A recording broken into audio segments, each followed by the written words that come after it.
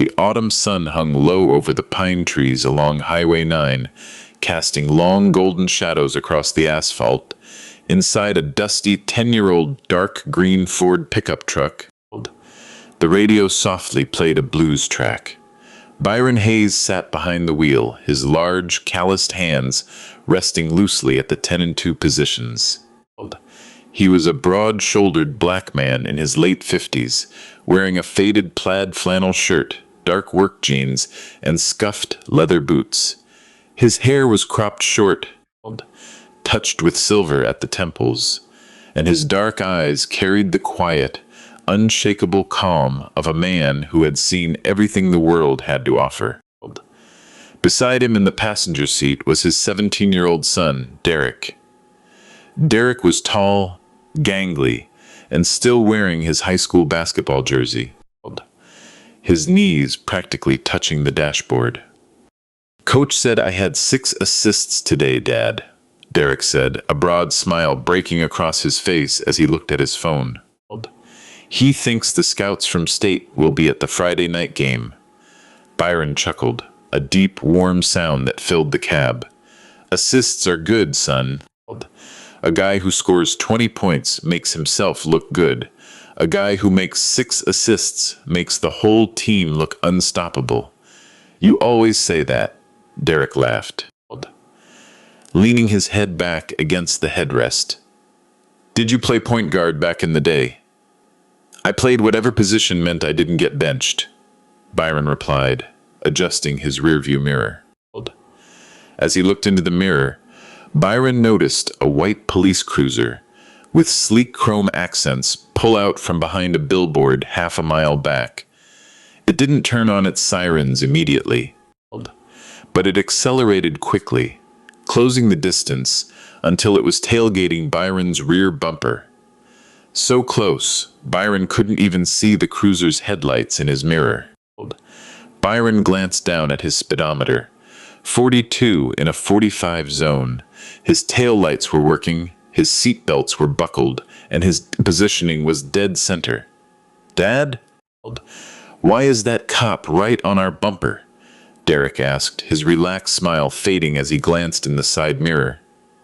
"Just keep your eyes forward, son," Byron said calmly, his tone dropping an octave into his seasoned professional register.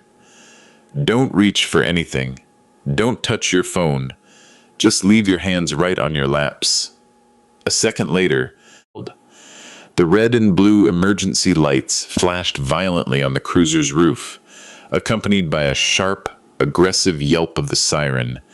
Byron eased his foot off the gas pedal, turned on his right blinker, and pulled the old truck smoothly onto the gravel shoulder, coming to a complete stop beneath the shadow of an overpass. He shifted into park, turned off the engine, rolled down his driver's side window halfway, and placed both of his hands clearly on top of the steering wheel. Through the side mirror, Byron watched the officer step out of the cruiser. He was a young white man in his late 20s. Officer Colt Miller. Colt adjusted his utility belt with an arrogant flick of his wrists, resting his right hand heavy on the grip of his sidearm as he strutted slowly toward the truck, his sunglasses reflecting the setting sun. "Hands where I can see 'em." Colt barked out before he even reached the driver's door, his voice sharp, condescending, and brimming with unprovoked aggression. Officer Colt Miller stopped 2 feet from Byron's window, his hand hovering heavily over his holster. Through his mirrored sunglasses, his gaze swept cold and dismissive over Byron's faded flannel shirt before drifting to Derek's basketball jersey. "License, registration, and proof of insurance." "Now," Colt demanded, his voice flat and aggressive. Byron kept his hands steadily anchored to the top of the steering wheel. "Good evening, officer. My wallet is in my front left pocket, and my registration is in the glove compartment. I'm going to reach for them slowly now." "I didn't ask for a speech," Colt snapped, leaning down slightly so his face was inches from the window frame. "Just get 'em, and keep the kids' hands where I can see them, Dad," Derek whispered, his chest heaving with nervous breaths as his fingers clenched his knees. "Stay quiet, Derek," Byron said, his voice a low, soothing anchor. Byron reached down with deliberate, smooth movements, retrieving his worn leather wallet from his pocket and handing his driver's license through the window. Colt snatched it roughly, barely looking at the name before squinting back at Byron. "Where are you coming from?" Colt asked, his tone dripping with suspicion. "My son just finished basketball practice at Oak Ridge High," Byron replied calmly. "We're heading home." Colt let out a sharp, mocking scoff. "Oak Ridge? That's 4 miles back in the residential district. You're driving a beat-up truck on Highway 9 with county plates. You look a little out of your neighborhood, don't you?" "We live off Pine Street, officer," Byron said, his dark eyes meeting Colt's reflection without a flicker of fear or hostility. "This is the direct route home." Colt tapped Byron's license against the truck door, his knuckles white. "Right. Well, I pulled you over because you were weaving across the fog line back there." "I was holding 42 miles an hour in the center of the lane, officer," Byron corrected gently, yet firmly. "My vehicle never touched the line." Colt's jaw clenched tightly. He didn't like being challenged, especially not by a black man in a 20-year-old truck who refused to look intimidated. "Are you calling me a liar?" Colt stepped closer, resting his forearm on the open window ledge, attempting to tower over Byron. "Step out of the vehicle." "Is there a reason I need to step out, officer?" Byron asked, remaining completely composed. "I said step out of the vehicle." Colt raised his voice, unholstering the retention strap on his sidearm with a loud click. "I have reasonable suspicion to believe this vehicle might contain unregistered property or contraband. Out. Hands behind your head." "Hey, he didn't do anything wrong," Derek blurted out, turning in his seat. "Derek, quiet," Byron commanded sharply, turning to give his son a quick, reassuring nod. "Do not move, son. Do exactly as I say." Byron slowly opened the truck door and stepped out onto the gravel shoulder. Standing at 6'2" with broad, powerful shoulders, Byron easily towered over the young officer. But his posture remained relaxed and non-threatening. He placed his large, calloused hands behind his head, interlocking his fingers. Colt immediately grabbed Byron's wrists, pulling them down aggressively and shoving Byron against the side of the truck. He kicked Byron's feet apart, starting a rough, humiliating pat-down right on the side of the open highway as cars sped past. "Got a lot of cash in this wallet, don't you?"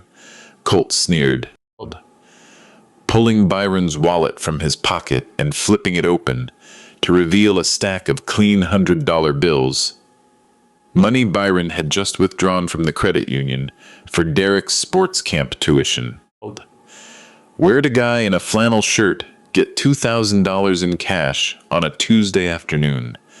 "That's my hard-earned money, officer," Byron said softly into the cool metal of his truck door, his voice ringing with a deep, unbreakable dignity. "And you are crossing a line." Colt smirked, tossing the open wallet carelessly onto the hood of the truck. "I decide where the line is, old man. You're coming down to the station for questioning." The hum of passing highway traffic felt distant compared to the sharp, metallic click of handcuffs unholstering from Colt's tactical belt. Byron remained pressed against the hood of his truck, his breathing slow, steady, and measured. Inside the cab, Derek gripped his knees so tightly his knuckles turned white, his young eyes wide with terror as he watched his father being manhandled.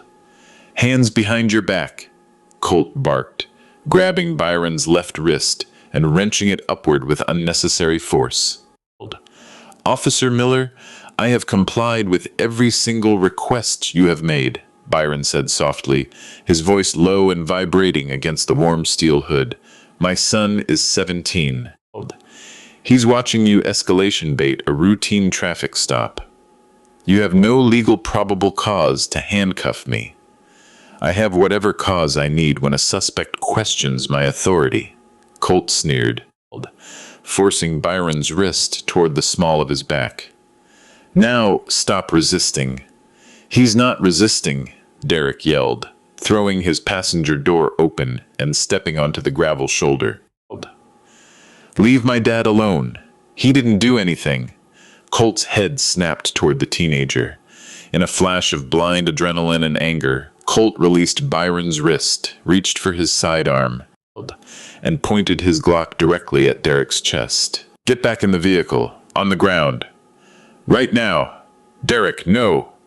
Byron's calm demeanor vanished in a heartbeat, replaced by the instinct of a father protecting his child.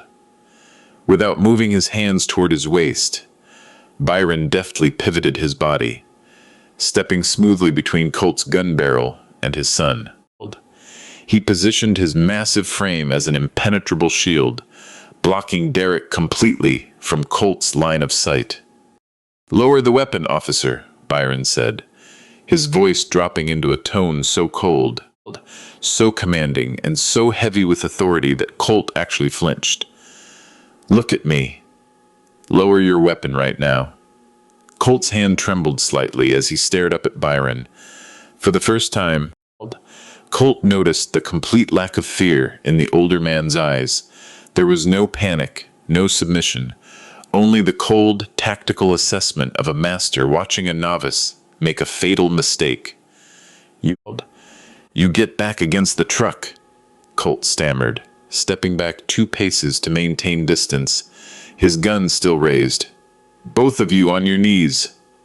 "I am not getting on my knees, Officer Miller," Byron stated clearly, keeping his eyes locked onto Colt's mirrored sunglasses.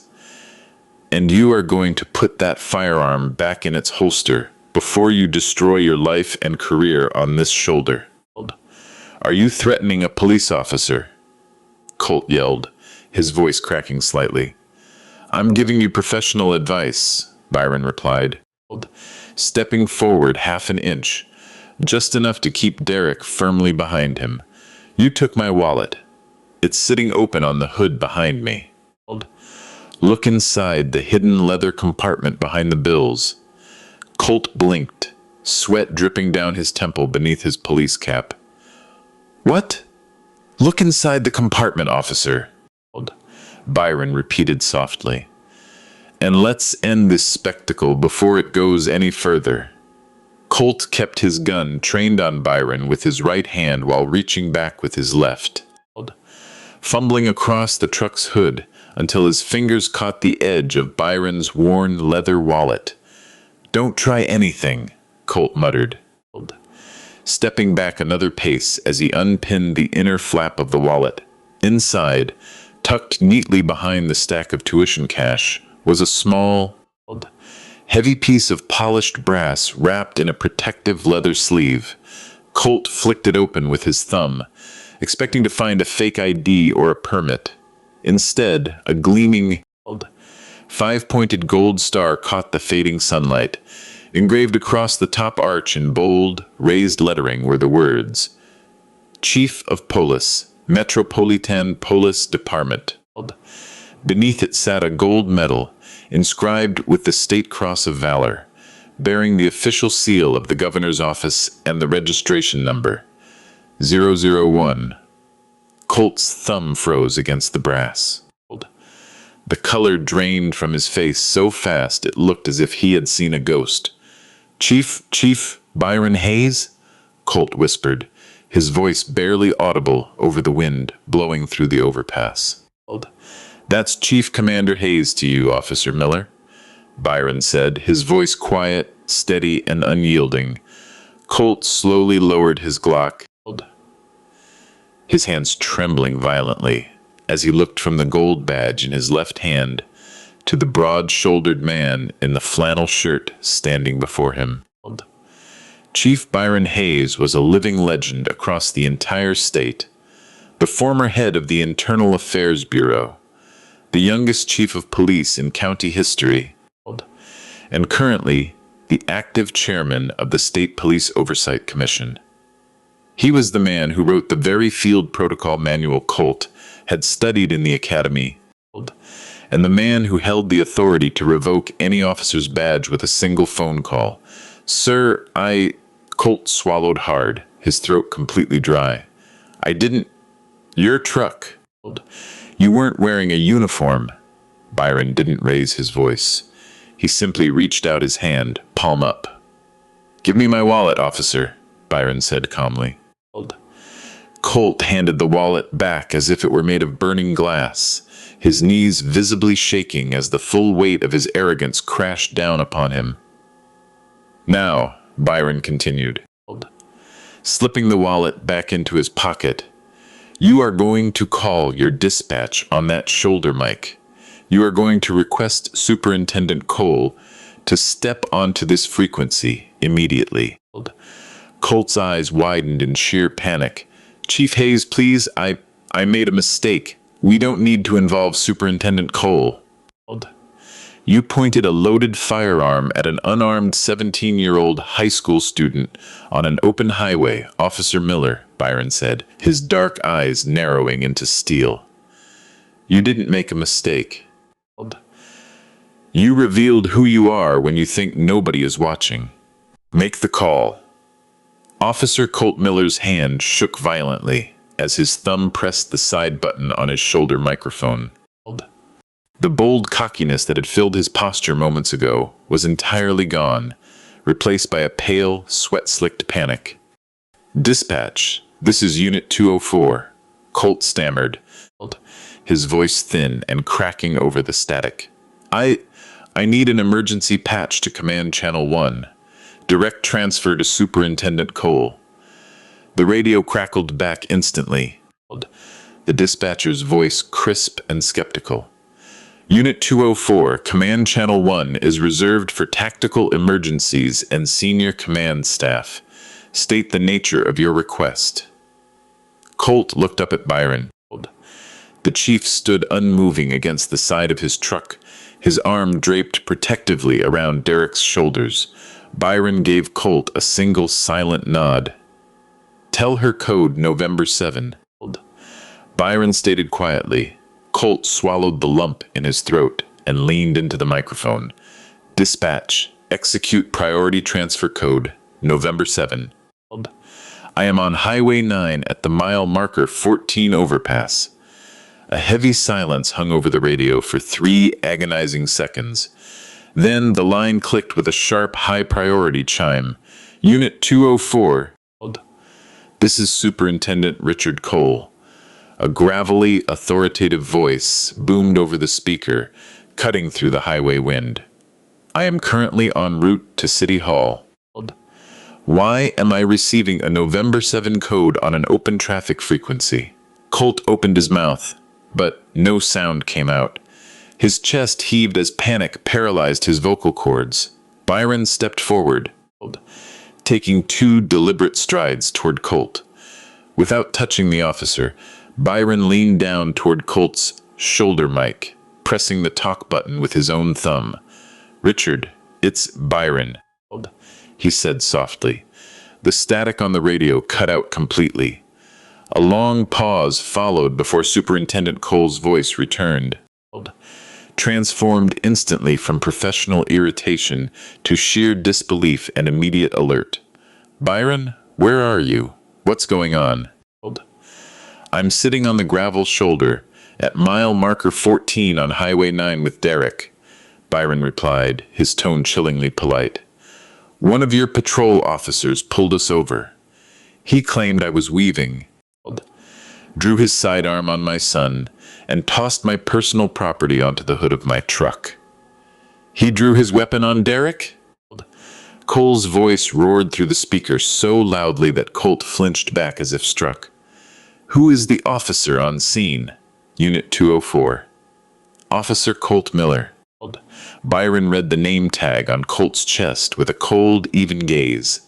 Unit 204. Stand by, Superintendent Cole commanded, his tone dropping into a terrifying register. Do not touch your weapon. Do not move your vehicle. Every available unit on duty is converging on your location right now. I am turning around. The radio went dead. Colt stood frozen on the gravel, his hands dropping limply to his sides.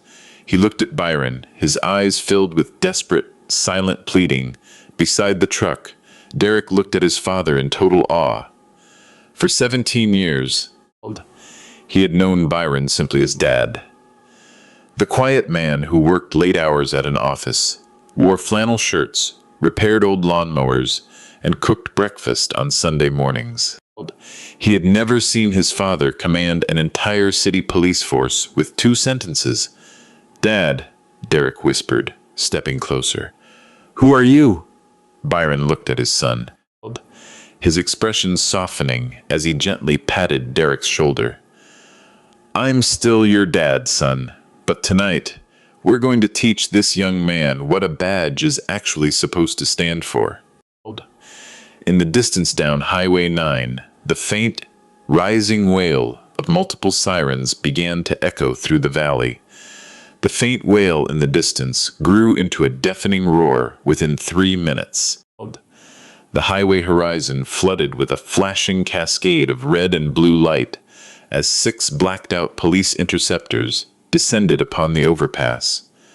Tires screeched against the asphalt, sending plumes of gray smoke into the evening air as the cruisers formed a tight, protective semicircle around Byron's green Ford pickup. Before the dust could settle, a sleek black command SUV slammed into park at the front of the convoy. Superintendent Richard Cole threw his door open and stepped out into the flashing lights. He was a tall, imposing man in his late 50s, dressed in a sharp press service uniform adorned with silver stars on his collar. His face was thunderous. Behind him, 4 veteran tactical officers unclipped their sidearms, their boots crunching heavily on the loose gravel. Officer Colt Miller stood rigid, looking as if he wished the earth would open up and swallow him whole. Superintendent Cole, sir, Colt began, his voice squeaking as he raised a trembling hand. Cole ignored Colt entirely, walking straight past him as if he were invisible. He stopped 2 feet in front of Byron, standing at attention, and extended his hand with deep, unshakable respect. Chief Hayes, Cole said, his voice thick with emotion and anger. Are you and Derek all right? We're unharmed, Richard, Byron replied quietly, shaking his old friend's hand. Derek's a little shaken up, but he stood tall. Cole turned his head, his sharp eyes locking onto Officer Colt Miller like a hawk targeting its prey. The warmth in Cole's expression evaporated, replaced by an icy, lethal fury. Officer Miller, Cole said, stepping slowly toward the young patrolman. Unclip your duty belt, now. Colt's breath caught in his throat. Sir, please. I didn't know he was Chief Hayes. He was driving an old truck, wearing civilian clothes. Silence! Cole roared, the sound echoing off the concrete overpass like a thunderclap. You pointed a loaded firearm at an unarmed teenage citizen because he asked why his father was being detained. Do you think a uniform gives you the right to terrorize people on the side of the road? No, sir, but hand over your badge and service weapon. Immediately, Cole commanded, extending his hand. You are suspended effective this second, pending an immediate internal affairs criminal investigation for aggravated assault under color of authority and gross misconduct. One of the tactical officers stepped forward, swiftly stripping Colt's duty belt, weapon, and radio from his waist. Colt stood stripped of his authority, shivering in his navy uniform shirt as the heavy steel handcuffs he had intended for Byron were clicked around his own wrists. Superintendent Cole picked up Colt's silver patrol badge from the hood of the truck, turning it over in his palm. He looked at Colt with disgust. "You brought shame to this department tonight." "Miller," Cole said coldly. "And you did it in front of the man who built it." Cole turned back to Byron, holding out the silver badge. "Chief, how do you want to handle this?" Byron looked down at the disgraced officer sitting in the back of the patrol car, then looked at his son Derek, who was watching intently.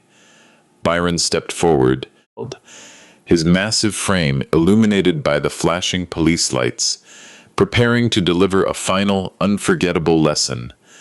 The flashing red and blue lights illuminated the gravel shoulder in a slow, rhythmic pulse.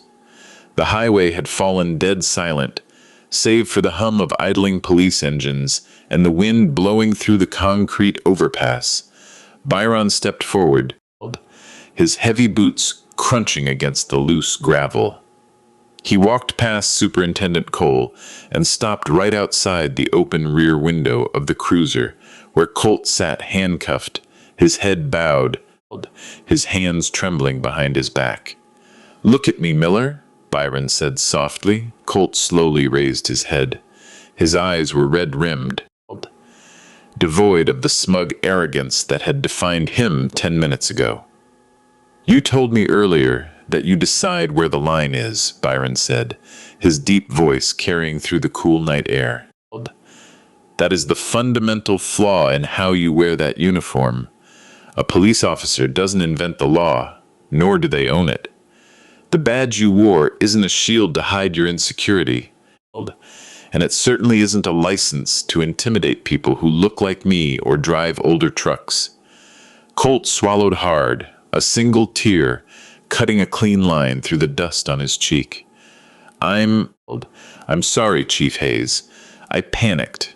"You didn't panic, son," Byron corrected gently, yet firmly. "You felt powerful. And when power isn't tempered by humility, it becomes tyranny.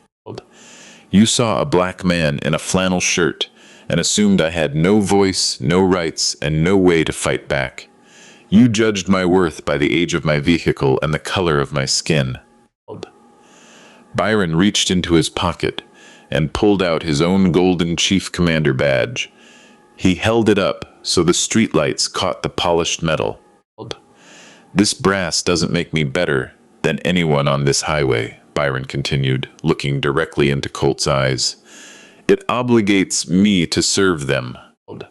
Every person you pull over, regardless of what they drive, what they wear, or what they look like, deserves your respect until they give you a legal reason otherwise.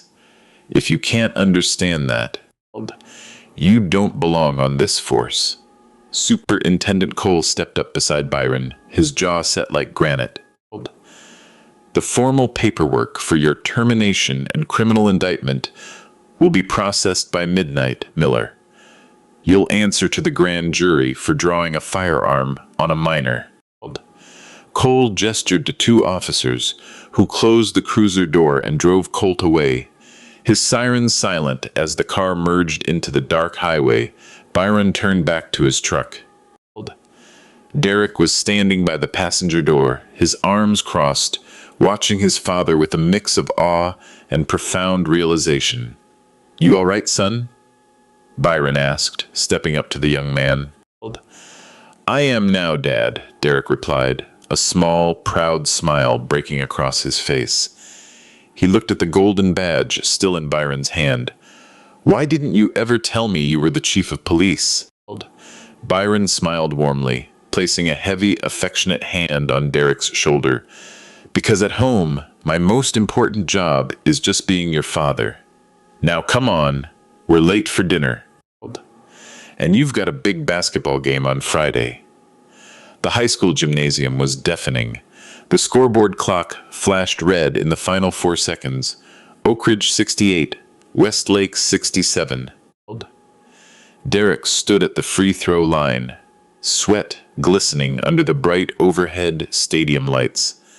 The crowd roared from the wooden bleachers, waving banners and chanting his name. He bounced the leather ball once, twice, deep in his rhythm.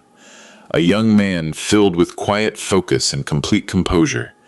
Up in the middle row of the bleachers, sitting among the local parents in his familiar faded flannel shirt, was Byron. Beside him sat Superintendent Richard Cole in civilian clothes, enjoying a hot dog and laughing with the crowd. "Look at him, Byron," Cole said, nodding toward the court. "Kid's got ice in his veins, just like his old man."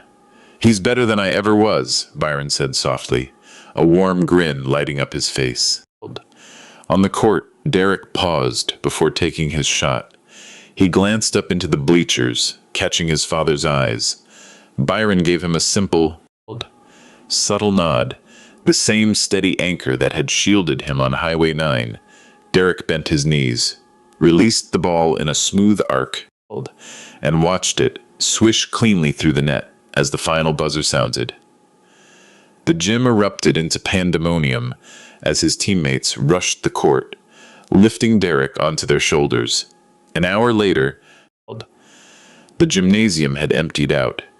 The gym lights flickered off one by one, leaving only the dim amber glow of the exit signs. Derek walked out through the double doors, his gym bag slung over his shoulder, to find his father leaning against the hood of the old green Ford pickup in the quiet parking lot. 6 assists and 15 points, Byron said, tossing his son a cold bottle of sports drink. "That's how you lead a team." "Thanks, Dad," Derek smiled, catching the bottle and leaning against the truck beside him. He looked down at his own calloused hands, then looked at his father. "You know, a lot of guys at school were talking about what happened on Highway 9. Word got out about Officer Miller being fired." "People talk when justice is done, Derek," Byron said gently. "What matters is what you took away from it." Derek looked up at the night sky. The cool autumn breeze rustling through the pine trees surrounding the school lot. "I used to think being strong meant making people fear you," Derek said quietly. "Like those guys who act tough on the court or beat their chests. But watching you stand in front of that gun, without ever raising your voice, without ever losing your cool, that's real strength." Byron reached into his jacket pocket and pulled out his gold Chief Commander badge, its polished brass gleaming softly under the parking lot lights. He held it out toward Derek. "Power doesn't come from a weapon, a title, or a piece of metal, son," Byron said, his voice deep and resonant. "Real power comes from knowing who you are when nobody's clapping for you. It comes from restraint, integrity, and standing up for what's right, even when it's dangerous." Derek reached out and touched the edge of the gold star, feeling the cool, solid weight of 3 decades of honorable service. "Will you teach me how to build that kind of strength, Dad?" Derek asked. Byron smiled, wrapping his arm around his son's shoulders and pulling him into a strong, warm hug. "I already am, Derek," Byron whispered. "I already am." They climbed into the old truck together, the engine turning over with a familiar, steady rumble, and drove off into the night, leaving behind the dust of the highway, bound for home.